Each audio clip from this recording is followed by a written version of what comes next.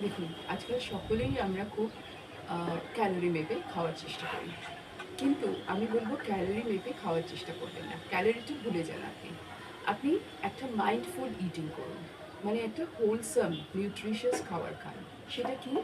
সেটার মধ্যে পর্যাপ্ত পরিমাণে প্রোটিন থাকবে, কার্বোহাইড্রেট থাকবে আর ফ্যাট থাকবে। ফ্যাট কিন্তু ভিলেন নয়। ফ্যাট কিন্তু খুব দরকার আমাদের শরীরের জন্য। এবার কোন ফ্যাটটা আপনারা খাবেন সেইটা জানা দরকার।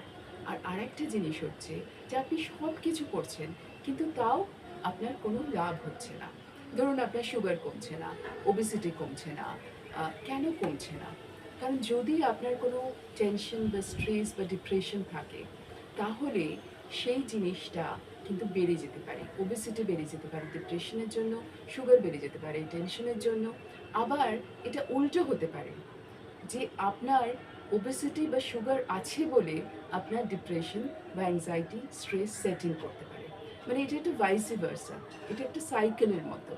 মানে এই দুটোকে একসাথে অ্যাড্রেস করলে তবেই একটা ডিজিজ ফ্রি নিরোগ শরীর পেতে পারেন। মাইন্ড অ্যান্ড বডি কোঅর্ডিনেটেড হলে তখনই আপনার সম্পূর্ণ শরীর এবং মন নিরোগ হবে। সেইটা করার চেষ্টা করুন।